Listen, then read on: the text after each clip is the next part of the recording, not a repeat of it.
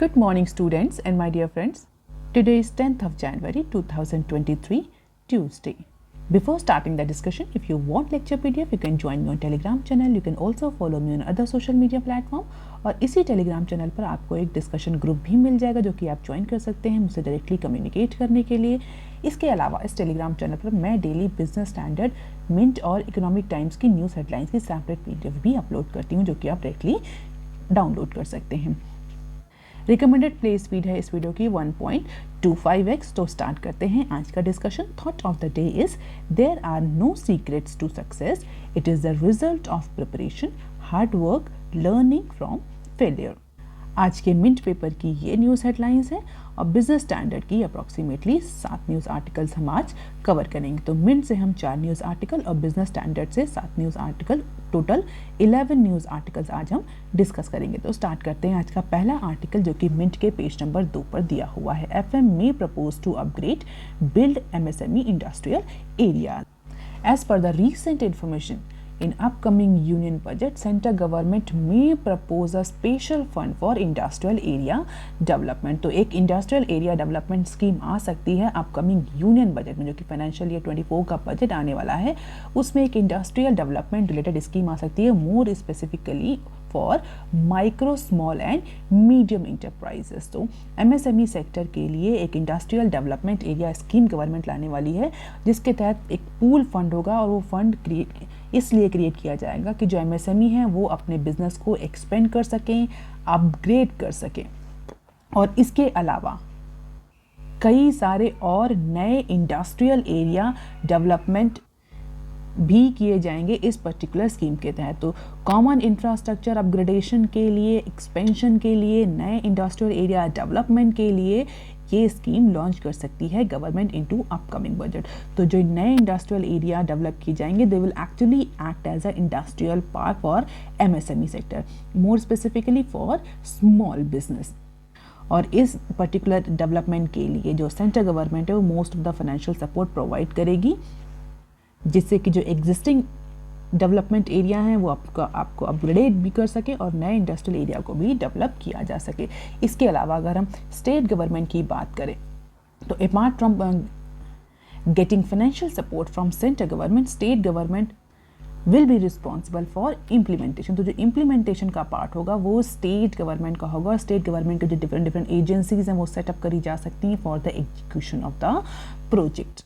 और इस particular scheme के लिए कई सारे जो मल्टीलैटरल इंटरनेशनल लेंडर्स हैं, जैसे कि Asian Development Banks, International Financial Corporation of the World Bank, all these are also asked to participate in the financing of these types of projects. So कई सारे बोल सकते हैं स्टेक होल्डर्स इन्वॉल्व होंगे, central government, state government agencies, multilateral जो lenders हैं, उन सब की इन्वॉल्वमेंट से इस पर्टिकुलर अपकमिंग बजट में ये स्कीम लाई जा सकती है। और इसमें दोनों ही तरह के इन्वेस्टमेंट को प्रमोट किया जाएगा, ब्राउन फील्ड इन्वेस्टमेंट और ग्रीन फील्ड इन्वेस्टमेंट।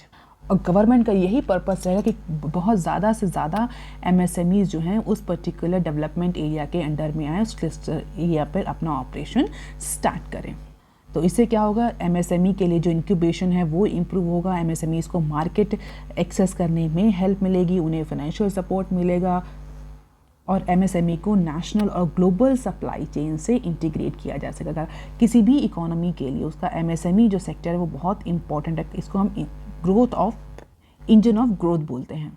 तो अगर किसी भी कंट्री में MSME सेक्टर को सपोर्ट किया जाता है तो कहीं ना कहीं उस इकोनॉमी पे, उस पे लॉन्ग टर्म इम्प्लीकेशंस हमें फ्यूचर में देखने को मिलते हैं। और जिस तरह से इंडिया का अभी का फोकस है कि इंडिया एक ग्लोबल सप्लाई चेन में एक इम्पॉर्टेंट पार्ट बनकर सामने आना चाहता है, तो उस पर्टिकुलर एम्बिशन को अचीव करने में इंडिया का जो MSME सेक्टर है वो बहुत इंपॉर्टेंट रोल प्ले कर सकता है, स्पेशली मैन्युफैक्चरिंग के केस में। तो इसीलिए गवर्नमेंट इस बार इंडस्ट्रियल एरिया डेवलपमेंट स्कीम लाएगी अपकमिंग बजट में। आप देख लेते हैं article number 2 that is given on page number 2 of Mint paper. India Sri Lanka to start top level G2G talk on power transfer link. India और श्रीलंका जो है वो बाईलैटरल टॉक जो है वो स्टार्ट करने वाले हैं। हाईएस्ट लेवल जो गवर्नमेंट टू गवर्नमेंट टॉक है उसको स्टार्ट करने वाले हैं। किस लिए स्टार्ट होने वाली है ये जो टॉक है, जो हाईएस्ट लेवल मीटिंग है, जो हाईएस्ट लेवल बायलैटरल टॉक है, ये बेसिकली पावर ट्रांसमिशन लिंक को लेकर के दोनों ही कंट्रीज के बीच में स्टार्ट होगी। और इसके लिए जो public sector transmission major Power Grid Corporation of India है, PGCI है, उसने ऑलरेडी एक प्रिलिमिनरी रिपोर्ट या प्री रिपोर्ट तैयार कर ली है इस प्रपोज्ड प्रोजेक्ट के लिए, कैसे इंडिया और श्रीलंका कोलैबोरेट कर सकते हैं पावर ट्रांसमिशन को लेकर के। हालांकि अभी ये इनिशियल लेवल पर टॉक स्टार्ट होगी, लेकिन हाई जो government to government direct communication होगा, इसमें कोई भी इंटरमीडिएट इन्वॉल्व नहीं होगा। और ये इसका इंसेप्शन कब से हुआ, अगर हम देखें तो श्रीलंका में लास्ट ईयर जो इकोनॉमिक क्राइसिस हुई उसके बाद से जो पावर शॉर्टेज हो रही है श्रीलंका में, उसके बैकड्रॉप पर इस पर्टिकुलर इनिशिएटिव को लेने का डिसीजन हुआ था। और इसके लिए जो इंडियन गवर्नमेंट है वो अपने एफर्ट्स कंटिन्यू रखे हुए through the embassy in Sri Lanka. और जो ministry of power and energy है श्रीलंका की, वो भी इंडियन हाई कमीशन से टच पे। तो दोनों साइड का ये मानना है कि हाई पॉलिटिकल लेवल इन्वॉल्वमेंट से इंडिया और श्रीलंका के बीच में एक पावर ट्रांसमिशन लिंक स्टैब्लिश किया जा सकता है, जो फिलहाल के लिए श्रीलंका को हेल्प करेगा पावर शॉर्टेज या पावर क्राइसिस की सिचुएशन से उभर कर सामने आने के लिए। अब देख लेते हैं article number 3 that is given on page number 2 of main paper. More essential drugs come under price regulation. कि कोविड-19 की सिचुएशन को देखते हुए गवर्नमेंट जो है वो बहुत सारे जो इसेंशियल ड्रग्स हैं, जो मेडिकल इक्विपमेंट्स हैं, उनको प्राइस रेगुलेशन के नॉर्म्स के तहत फिर से ला रही है। रिसेंटली हमने ये न्यूज़ कवर भी करी थी, जहाँ पर 4 से 5 जो इक्विपमेंट्स हैं, जो इसेंशियल मेडिकल इक्विपमेंट्स हैं, उनको प्राइस रेगुलेशन के अंदर में लाया गया है। और अभी फ़िलहाल के लिए कोविड की प्रिपरेशन के जिस तरह से कोविड-19 की सिचुएशन चल रही चाइना में या अदर कंट्रीज़ में, उससे लेसन लेते हुए इंडिया अपने आप को प्रिपेयर कर रहा है। और उस प्रिपरेशन में प्राइस रेगुलेट करना, एसेंशियल जो ड्रग्स हैं, एसेंशियल जो मेडिकल इक्विपमेंट्स हैं, उनका प्राइस रेगुलेट करना भी एक एस्पेक्ट है। तो national pharmaceutical pricing authority NPPA ने अप्रॉक्सीमेटली 93 इसेंशियल जो ड्रग्स हैं, जो फॉर्मुलेशंस हैं, जैसे कि पेन किलर्स, जो ड्रग्स कैंसर में यूज़ होती हैं, कैंसर के ट्रीटमेंट में यूज़ होती हैं, जो अर्थराइटिस के ट्रीटमेंट में यूज़ होती हैं, heart disease, bacteria infection, pneumonia, tuberculosis, thyroid, epilepsy और यूरिनरी ट्रैक इन्फेक्शन में जो ड्रग्स यूज़ होती हैं, उसमें अप्रॉक्सीमेटली 93 ड्रग्स को आइडेंटिफाई किया गया है, जिनकी जो प्राइस सीलिंग है वो फिक्स कर दी जाएगी। और ऐसा कहा जा रहा है इस प्राइस सीलिंग के बाद जो ये ड्रग्स हैं, एसेंशियल ड्रग्स हैं, they will become more cheaper. और अगर ऐसा कोई भी मैन्युफैक्चरर है जो इस पर्टिकुलर प्राइस सीलिंग के ऊपर अगर उस पर्टिकुलर ड्रग को सेल करता है, तो they have to deposit the overcharge amount with the government. और ये दोनों ही केसेस में एप्लीकेबल होगा। जो सीलिंग है ये ब्रांडेड और जो जेनेरिक ड्रग्स हैं, दोनों ही वर्जन पर ये एप्लीकेबल होगा। इसके अलावा अगर हम देखें जो GST जो इम्पोज किया था, GST मतलब जितने तरह के टैक्स हैं, उन टैक्स के इंक्लूजन के बाद ये जो सीलिंग लगाई गई है, और it means it is a maximum ceiling fixed कर दिया है। इससे ऊपर कोई भी मैन्युफैक्चरर अपना फॉर्मुलेशन या शेड्यूल फॉर्मुलेशन सेल नहीं कर सकता है। और इसके लिए जितने भी जो ड्रग मेकर्स हैं, उनको मैंडेटरली बोला गया है कि वो प्राइस लिस्ट इशू करे इन सारी ड्रग्स का। और ये प्राइस लिस्ट जो है वो ड्रग रेगुलेटर को सबमिट करी जाए through integrated pharmaceutical database management system, जिसको हम IPDMS भी बोलते हैं। इसके अलावा उसकी एक कॉपी जो है वो ड्रग कंट्रोलर और डीलर्स को भी सेंड करी जाए। तो इट मीन्स प्राइस को रेगुलेट करने के लिए भी मैन्युफैक्चरर्स उनको बोला गया कि अपने इसेंशियल ड्रग्स की जो भी ड्रग्स 93 ड्रग्स आ रही हैं लिस्ट में, इनकी प्राइसिंग लिस्ट तैयार करी जाए। उस प्राइसिंग लिस्ट को IPDMS में अप्रूव किया जाए for the approval through drug regulator. इसके अलावा उसकी एक कॉपी जो डीलर्स हैं, जो ड्रग कंट्रोलर्स हैं, उनको भी सेंड करी जाए, जिससे कि प्राइस जो है उस पर्टिकुलर ड्रग के इफेक्टिवली मॉनिटर किए जा सके। अब देख लेते हैं some short news clips from Mint. As price stabilises, government may lift rice export restrictions. India, being the biggest rice exporter in the world, is likely to lift the restrictions on the shipment of rice, क्योंकि recently जिस तरीके से food production हुआ था और जो global situation चल रही थी, उसको देखते हुए राइस के जो प्राइस थे डोमेस्टिक मार्केट में वो सडनली इंक्रीज़ होना शुरू हो गए थे। और इसी इंक्रीज़ की वजह से गवर्नमेंट ने फ़िलहाल के लिए जो राइस थे उसका जो एक्सपोर्ट था, नॉट इंपोर्ट, उसका जो एक्सपोर्ट था, बोलते थे जो आउट बाउंड शिपमेंट था वो रिस्ट्रिक्ट कर दिया था। It means because of increase of price of rice in the domestic market, government has imposed certain restrictions, export restrictions on rice, जैसे कि जो राइस है उसका एक्सपोर्ट डिस्करेज किया जाए और डोमेस्टिक मार्केट में एनफ सप्लाई बनी रहे राइस की, जो प्राइस शूट अप हो रहे हैं उनको रेगुलेट किया, उनको ईज आउट किया जाए, क्योंकि rice is one of the stable food crop in India. लेकिन अब जो सिचुएशन है उसके अकॉर्डिंग जो अथॉरिटीज़ हैं they are actively considering removing this curb from the some rice exports. क्यों? क्योंकि जो डोमेस्टिक प्राइस जो कंटिन्यूसली बढ़ रहे थे अब वो स्टेबलाइज होना शुरू हो चुके हैं, वो ईज आउट होना शुरू हो चुके हैं। तो गवर्नमेंट अब सोच सकती है कि प्रोबेबली जो राइस पर जो एक्सपोर्ट रिस्ट्रिक्शंस लगाए गए थे उनको अब रिमूव कर दिया जा सके। और इसके लिए गवर्नमेंट ने जो स्टॉक पाइलर्स हैं उनको क्लियरली बोला है दे शुड रिक्वायर और adequately need to meet the need of welfare programme. So जो वेलफेयर प्रोग्राम के तहत जो फूड सब्सिडी प्रोवाइड करी जाती है, जो सब्सिडाइज फूड प्रोवाइड किया था उसके तहत प्रॉपर स्टॉक जो है वो मेंटेन करके रखें। और अगर इंडिया के हम पूरा कंट्रीब्यूशन की बात करें तो India account for about 40% of global rice trade है। जो ग्लोबल राइस ट्रेड है तो उसका 40% India constitute. India is one of the very important significant trader in case of global rice trade and that is Y अगर India ने export restriction लगाया तो definitely उसका ग्लोबल सप्लाई पर बहुत ज़्यादा इम्पैक्ट देखने को मिला।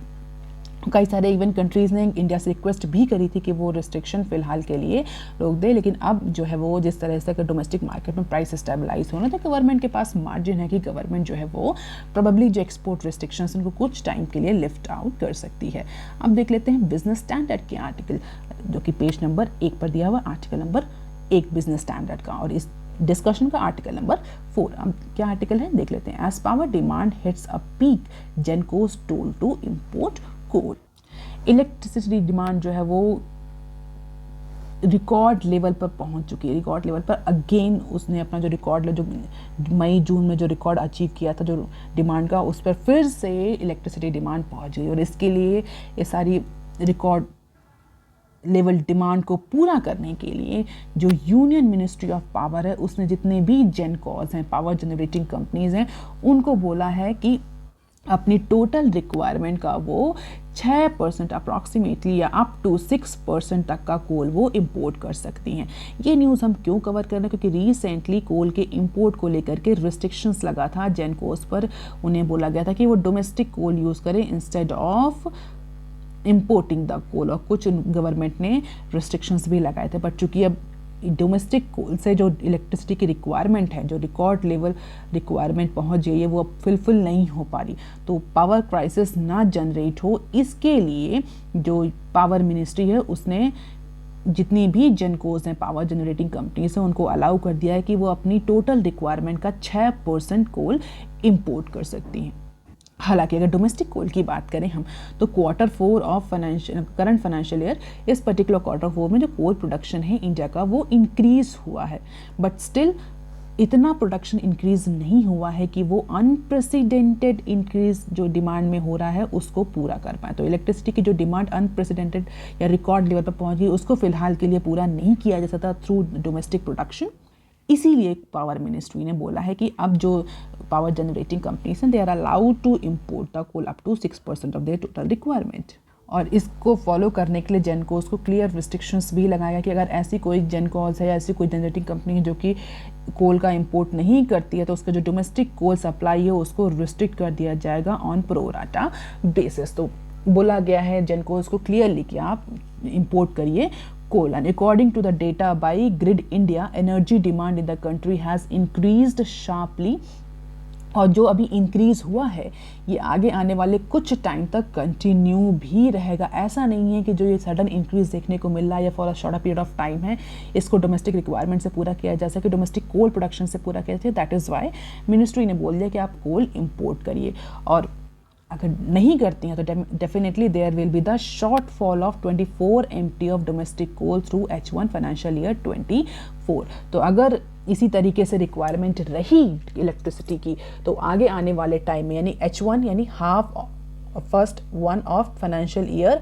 24 तक जो कोल की शॉर्टेज अप्रॉक्सीमेटली 24 MT कोल डोमेस्टिक कोल की शॉर्टेज रहेगी। और ये जो शॉर्टेज है ये अप्रॉक्सीमेटली 1 लाख से लेकर के 3 लाख टन डेली डेफिसिट में ट्रांसलेट हो जाएगी in terms of domestic coal supply. तो ये 24 MT domestic coal shortage H1 financial year 21 तक रहेगी, जो 1 lakh to 3 lakh tonne daily deficit में ट्रांसलेट हो सकती है अगर डोमेस्टिक प्रोडक्शन को इंक्रीज नहीं किया गया, या जो इलेक्ट्रिसिटी की डिमांड है वो रिड्यूस नहीं हुई, या कोल को इंपोर्ट नहीं किया गया।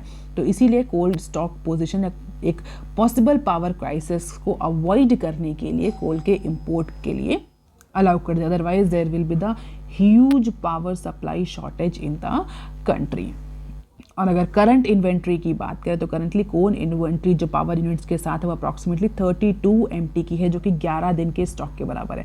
हालांकि कोल शॉर्टेज जो अभी हमें देखने को मिल रही है, जब हम न्यूज़ में डिस्कस कर रहे हैं, अभी की नहीं है, पिछले कुछ कपल ऑफ मंथ से चले। अगर आप रेगुलरली न्यूज़ फॉलो कर रहे हैं तो आपको पता होगा कोल शॉर्टेज के बारे में हम कई बार डिस्कस कर चुके थे कि कई जन को उसके पास तो 8 दिन या 2 दिन इवन 0 दिन का भी कोल्ड स्टोरेज और कोल इन्वेंट्री बची थी। तो as of now this power unit stands at 32 MT, inventory with coal companies is 36 MT, जो अप्रॉक्सीमेटली 11 से 12 दिन की इंडिया की जो रिक्वायरमेंट है उसको पूरा करने के लिए काफ़ी है। तो इसीलिए एंटिसिपेट करते, पहले से ही फ्यूचर को एंटिसिपेट करते हुए पावर मिनिस्ट्री ने ये अनाउंसमेंट या ये डायरेक्शंस दिए हैं जेनकोस को और कोल कंपनीज को। दीज आर द इंपॉर्टेंट की points, you can just have the glimpse of it. हम सबको इन सारे पॉइंट्स को हम अप्रॉक्सीमेटली कवर कर चुके हैं। आप देख लेते हैं article number 5 that is given on page number 6 of Business standard 3-4 Nations keen on UPI NPCI। India का जो UPI है that is unified payment interface India ने डेवलप किया है, उसको लेकर के कई बार कंट्रीज जो है वो उसमें इंडिया के UPI में इंटरेस्ट दिखा चुके हैं।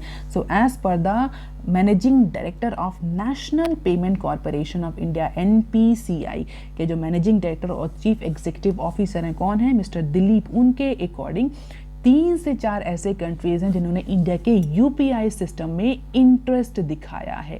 इंटरेस्ट दिखाया है इसका मतलब क्या हुआ? इसका मतलब ये हुआ that these countries have shown interest in adopting the UPI को अडॉप्ट करने के लिए ये 3 से 4 कंट्रीज इंडिया के UPI सिस्टम को, यूनिफाइड पेमेंट इंटरफेस को अडॉप्ट करना चाहते हैं। अप्रॉक्सीमेटली 12 और महीने एडिशनल मंथ लग सकते हैं फॉर दिस प्रोसेस। और गवर्नमेंट के लिए भी ये बहुत इंपॉर्टेंट एस्पेक्ट है, क्योंकि G20 ग्लोबल पार्टनरशिप में एक फाइनेंशियल इंक्लूजन एक बहुत इंपॉर्टेंट पिलर है। GPFI global partnership for financial inclusion, जो कि जिसकी मीटिंग होने वाली है कोलकाता में। तो उस पर्टिकुलर केस में ये जो UPI एडॉप्शन है ये बहुत इंपॉर्टेंट हो जाता है गवर्नमेंट के लिए। हालांकि इसको एक्चुअल में इंप्लीमेंट करने में 1 साल से 1.5 साल तक लग सकते हैं। हालांकि 3 से 4 कंट्रीज के साथ ये प्रोसेस स्टार्ट हो चुकी है, और इंडिया का जो NPCI है वो 3 से 4 कंट्रीज को इस पर्टिकुलर प्रोसेस के UPI के अडॉप्शन में हेल्प करेगा, from technical know how to all administrative process. और इसके लिए केवल NPCI ही नहीं, रिजर्व बैंक ऑफ इंडिया और एक्सटर्नल मिनिस्ट्री भी जो है वो दूसरे कंट्रीज से भी डिस्कशन कर रही हैं इस पर्टिकुलर एस्पेक्ट को लेकर के, UPI के अडॉप्शन को लेकर के और सक्सेसफुल इम्प्लीमेंटेशन को लेकर के। तो RBI, external affair ministry, NPCI ये तीनों ही एक साथ काम कर रहे हैं UPI को इंटरनेशनलाइज करने के लिए। आप देख लेते हैं article number 6 that is given on page number 6 of Business Standard. No K-shaped recovery, Covid are leveller to reduce inequality, SBI economist. तो बेसिकली जो ये न्यूज़ है ये इंडियन इकोनॉमी में रिकवरी को लेकर के, आप कोविड पैंडेमिक के बाद जो रिकवरी हुई है उसको लेकर के, जो इकोनॉमिक ग्रोथ हुई है उसको लेकर के ये न्यूज़ है, जहाँ पर जो SBI के इकोनॉमिस्ट हैं उन्होंने अपना पॉइंट ऑफ व्यू रखा है कि इंडिया में जो इकोनॉमिक रिकवरी हुई आफ्टर कोविड वो किस तरीके से हुई। जो इकोनॉमिक के स्टूडेंट्स हैं वो जानते होंगे कि इकोनॉमिक रिकवरी कई तरीके की, U शेप इकोनॉमिक रिकवरी होती है, एक V शेप इकोनॉमिक रिकवरी होती है, एक W शेप इकोनॉमिक रिकवरी होती है, और एक नया टर्म आया है K शेप। और अगर आप कोई भी न्यूज़पेपर फॉलो कर रहे हैं, स्पेशली फाइनेंशियल और बिजनेस और इकोनॉमिक न्यूज़ रिलेटेड, तो you might be aware about these terms कि U shape, V shape, W shape, K shape ये इकोनॉमिक रिकवरीज होती क्या है। तो इसी को लेकर के एक प्रोजेक्शन था कि इंडिया जो है वो पैंडेमिक के बाद के शेप रिकवरी पर जाएगा। तो के शेप रिकवरी को लेकर के कई सारे जो इकोनॉमिस्ट हैं उन्होंने क्रिटिसिज्म किया था कि इंडिया जो है वो के शेप रिकवरी पर नहीं जाएगा।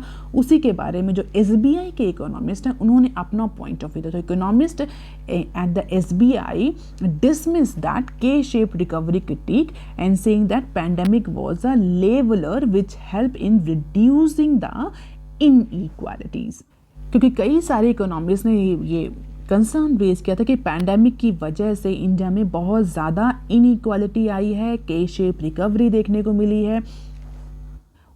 अगर बहुत की पॉइंट में डिस्कस करूं तो K shape recovery means where rich emerge richer and the poor become more poor और दे स्लिप्ड डाउन फर्दर। तो इसको के शेप बोला था कि जो रिच हैं वो और ज़्यादा रिच हो रहे हैं और जो गरीब हैं वो और ज़्यादा गरीब हो रहे हैं। That is why it is called as K shape recovery. तो कोविड-19 पैंडेमिक के बाद जो रिकवरी इंडिया में स्टार्ट हुई उसको लेकर के कई सारे इकोनॉमिस्ट ने बोला कि इंडिया हैज़ सीन द के शेप रिकवरी। कोविड-19 ने इंडिया में इन इक्वालिटीज़ को इम्प्रूव किया है इन टर्म्स ऑफ वेल्थ और इकोनॉमिक फाइनेंशियल डिस्ट्रीब्यूशन। जो वेल्थ डिस्ट्रीब्यूशन को लेकर के इंडिया में इन इक्वालिटी बढ़ी, उसी के बारे में जो एसबीआई के इकोनॉमिस्ट है उन्होंने कहा ऐसा कुछ भी नहीं है, इंडिया ने कोई भी के शेप्ड रिकवरी नहीं रजिस्टर करी है। और इवन अगर हम देखें तो कोविड-19 पैंडेमिक ने जो इनइक्वालिटीज़ है उनको उसको रिड्यूस किया है, ना कि बढ़ाया है इंडिया में। क्योंकि अगर गवर्नमेंट का हम डेटा देखें तो गवर्नमेंट ने एक पुअर सेक्शन को डायरेक्टली ट्रांसफ़र किए हैं अप्रॉक्सीमेटली हर सेगमेंट में, चाहे वो फूड हो चाहे वो हेल्थ हो, हर सेक्टर में गवर्नमेंट ने डायरेक्ट ट्रांसफ़र किए हैं, डायरेक्ट बेनिफिट्स दिए हैं पुअर सेगमेंट को, जिसने approximately 75K per household per annum add on किया है इनकम में। तो अगर डेटा और को हम क्लियरली ऑब्जर्व करें तो पैंडेमिक जो है उसने एक लेवलर की तरह काम किया है। जो इनइक्वालिटीज़ हैं उनको रिड्यूस करके लेवलिंग करी है। जो डिफरेंस था रिच और पुअर के बीच में, उस डिफरेंस को कम किया है, ऐसा मानना है एसबीआई के इकोनॉमिस्ट का। क्योंकि जो पुअर सेगमेंट था उसको कई सारी subsidies, food subsidy, health subsidy, कई सारे सब्सिडी, फूड ट्रांसफ़र, कई सारी स्कीम्स के तहत उनको प्रोटेक्ट किया गया। तो कई सारे प्रोटेक्टिव मेजर्स लिए थे गवर्नमेंट ने पैंडेमिक के ड्यूरेशन में। उन प्रोटेक्टिव मेजर्स ने हाउस होल्ड की जो इनकम है उसको इंक्रीज़ किया है। स्पेशली जो पुअर सेगमेंट है उनकी जो हाउस होल्ड की इनकम है उसको इंक्रीज़ किया है, जिसने कहीं ना कहीं इनइक्वालिटी को भी रिड्यूस किया है।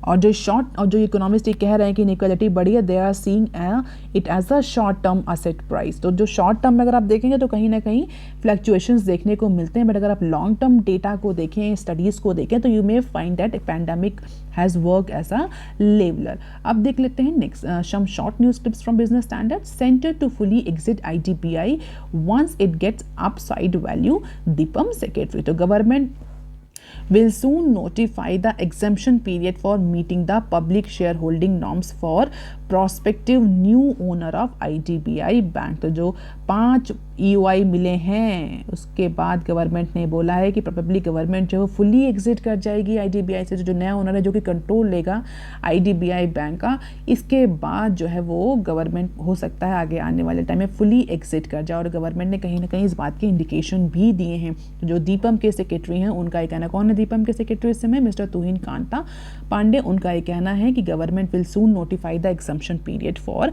Meeting up the public share holding norms. और गवर्नमेंट को अगर अच्छी वैल्यू, अच्छी डील मिल जाती है for the remaining stake after acquisition, जो एक्विजिशन हो रहा है 61% का, उसके बाद अगर गवर्नमेंट को एक अच्छी डील मिल जाती है तो गवर्नमेंट पूरी तरीके से कंप्लीटली एग्जिट कर जाएगी IDBI से, क्योंकि गवर्नमेंट का काम गवर्नेंस है ना कि बैंकिंग। अब देख लेते हैं next clip. TCS revenue rise 19%, net profit up 11%। तो Q3 के रिजल्ट्स आ गए हैं जहां पर कई सारी कंपनीज ने अपने अपने प्रॉफिट जो हैं वो रजिस्टर किए हैं। तो इंडिया का जो लार्जेस्ट IT सर्विस और टेक्नोलॉजी फर्म है that is TCS, TCS stand for Tata consultancy services, उसने स्ट्रॉन्ग परफॉर्मेंस रजिस्टर करी है even after the impact of challenging global micro economic environment. क्योंकि ऐसा कहा जा रहा था कि EU और US में जिस तरीके से रिसेशनरी कंडीशंस देखने को मिल रही है उसका इम्पैक्ट इंडिया के IT सेक्टर पर क्लियरली विजिबल हो, क्योंकि IT सेक्टर का जो मोस्ट ऑफ द बिजनेस है वो इन्हीं 2-3 रीजन से आता है। लेकिन इन सब के अगेंस्ट अगर टाटा के हम Q3 के रिजल्ट्स को देखें, TCS नॉट टाटा के TCS से Q3 को रिजल्ट को देखें तो 90% रेवेन्यू इंक्रीज रजिस्टर किया है TCS ने और 11% का प्रॉफिट रजिस्टर किया है। तो अप्रॉक्सीमेटली 10,846 करोड़ का प्रॉफिट टाटा ने Q3 में रजिस्टर किया है। रेवेन्यू अप्रॉक्सीमेटली 58,229 करोड़ का। अब देख लेते हैं next clip. Freebie culture hurting growth must end Nayak. तो फ्री बी मतलब जिस तरह से पॉलिटिकल पार्टीज के बीच में फ्री सर्विसेज, फ्री सब कुछ ऑफर करने की होड़ लगी हुई है, उसको टारगेट करते हुए जो L&T ग्रुप के चेयरमैन हैं मिस्टर AM नायक, उनका ये बोलना है कि जिस तरीके से पॉलिटिकल पार्टी फ्री बीज को ऑफर कर रही हैं, ये इंडिया में ग्रोथ को लेकर के बहुत ज़्यादा इम्पैक्ट डालने वाला है फ्यूचर में। तो this particular competition among the political parties will impact the different sector negatively. और सबसे इंपॉर्टेंट जो सेक्टर को इन्होंने टारगेट किया, that is infrastructure sector of government, funding and economic growth. तो इनका ये कहना है मिस्टर नायक का कि जिस तरीके से फ्री बीज को लेकर के होड़ मची हुई है, इससे इंडिया का इंफ्रास्ट्रक्चर डेवलपमेंट इम्पैक्ट करेगा, इंडिया का जो फंडिंग सिस्टम है वो इम्पैक्ट करेगा, और जो इकोनॉमिक ग्रोथ है वो इम्पैक्ट करेगी। और जिस तरह से इंडिया में फिलहाल फंडिंग हो रही है, उसको लेकर के भी मिस्टर नायक का कहना है कि इंडिया में जो मेजर बड़े बड़े इंफ्रास्ट्रक्चर प्रोजेक्ट्स हैं, उनको अगर हम देखें तो जो ग्लोबल इंस्टीट्यूशंस हैं, मल्टीलैटरल इंस्टीट्यूशंस हैं, लेंडर्स हैं, वो फंड पे, जैसे कि world bank, Japan international corporation agency, इस तरह के जो इंटरनेशनल फंड लेंडर्स हैं वो फंड करें। जबकि ये सारे जो बड़े बड़े प्रोजेक्ट्स हैं, आइडियली इनको गवर्नमेंट को फाइनेंस करना चाहिए, बट ऐसा नहीं है, क्योंकि गवर्नमेंट जो है वो फ्री भी प्रोवाइड करे, तो गवर्नमेंट के पास पैसा ही नहीं है, और इसीलिए हम मल्टीलैटरल और इंटरनेशनल इंस्टीट्यूशन से लोन ले रहे हैं। और लोन कहीं ना कहीं आपको डेफिनेटली कॉस्टली फॉर्म में चुकाना पड़ेगा, जो इम्पैक्ट करेगा इंडिया के इंफ्रास्ट्रक्चर डेवलपमेंट को भी, फंडिंग को भी। अपार्ट फ्रॉम इट, अगर हम देखें कि गवर्नमेंट के पास फंड अवेलेबल ना होने की वजह से भी कई बार बहुत सारे इंपॉर्टेंट जो इंफ्रास्ट्रक्चर होते हैं, प्लान्स होते हैं, स्कीम्स होती हैं, वो डिले हो जाती हैं। तो डिले के अलावा, इसके अलावा भी जो लोन है वो आगे फर्दर इकोनॉमिक ग्रोथ को भी इम्पैक्ट करते। तो इंफ्रास्ट्रक्चर डेवलपमेंट, फंडिंग और इकोनॉमिक ग्रोथ, तीनों ही एरिया इम्पैक्ट होंगे इस फ्री बी कल्चर से, ऐसा मानना है मिस्टर नायक का। अब देख लेते हैं nextly, banks raise record rupee 91,500 crore in debt capital in financial year 23 ICRA। तो ICRA ने एक अपनी रिपोर्ट पब्लिश करी, और उस रिपोर्ट के अकॉर्डिंग बैंक्स जो हैं उन्होंने अप्रॉक्सीमेटली 91,500 करोड़ के बॉन्ड इशू किए हैं फाइनेंशियल ईयर 23 में। तो कैपिटलाइजेशन को इम्प्रूव करने के लिए डिफरेंट बॉन्ड्स इशू किए हैं गवर्नमेंट बैंक्स ने। हमने कई बार कवर भी किए कि HDFC ने Tier 1 बॉन्ड इशू किए, पर्टिकुलर बैंक ने Tier 2 बॉन्ड इशू किए in order to raise the capital. तो as per the ICRA report, financial year 23 में अभी तक जो बैंक्स हैं उन्होंने रिकॉर्ड क्वांटम के बॉन्ड इशू किए, and the overall issuance has hit the all time high approximately 91,500 crore के बॉन्ड, हम बोल सकते हैं इस बार गवर्नमेंट ने, बैंक्स ने इशू किए to raise the huge amount of fund. और ऐसा कहना है कि जब तक ये फाइनेंशियल ईयर एंड करेगा, इस रिपोर्ट का के अकॉर्डिंग जो ये अमाउंट है 91,500 करोड़ का, ये अप्रॉक्सीमेटली 1.4 ट्रिलियन तक पहुंच जाएगा। कि अभी भी हम देखें तो 2 महीने बाकी हैं फाइनेंशियल ईयर 23 को एंड होने में। तो ऐसा ICRA का प्रोजेक्शन है कि 1.4 ट्रिलियन की फंड रेजिंग एक्सरसाइज बैंक्स ने करी है through bonds into this financial year. और जिस तरीके से लिक्विडिटी कंडीशंस हैं, ये टाइट लिक्विडिटी कंडीशंस ये अभी कुछ और टाइम तक कंटिन्यू रहेंगी। तो ऐसा कहा जा रहा है कि बैंक जो हैं वो और ज़्यादा फंड अपकमिंग टाइम में, क्वार्टर्स में फंड रेज करने के लिए और ज़्यादा बॉन्ड इशू कर सकते हो। This is the performance of banking sector in terms of bond issuance from financial year 13 to 23। तो 2013 से लेकर के 2023 तक का पूरा, डेफिनेटली 2023 में भी पूरा नहीं आया है, पूरा का जो प्रोजेक्शन है वो 1.4 ट्रिलियन का है, लेकिन जो अभी तक का जो फंड रेजिंग एक्सरसाइज हुई है, बॉन्ड इशुएंस हुआ, उसका डेटा दिया हुआ। तो you can just have the glimpse of it, किस तरीके से किस ईयर में कितने प्राइवेट बैंक्स और कितने पब्लिक सेक्टर बैंक्स ने कितने अमाउंट का फंड रेज किया है, बॉन्ड इशू किए हैं। अब देख लेते हैं nextly, life insurance premium growth eases to 10%। तो नवंबर के मंथ में एक स्ट्रॉन्ग ग्रोथ रजिस्टर करी थी लाइफ इंश्योरेंस कंपनीज ने। अब फिलहाल के दिसंबर में जो न्यू बिजनेस प्रीमियम है वो थोड़ा सा मॉडरेट होता हुआ दिख रहा है। तो 30% का इंक्रीज देखने को मिला था न्यू बिजनेस प्रीमियम में in the month of November, जो कि ईज आउट हो चुका है 10% as per the recent data released by Life Insurance Council. So that is all for today, students. If you want lecture PDF, you can join me on Telegram channel. You can also follow me on other social media platforms. Please like, share and subscribe. Thank you. Have a nice day.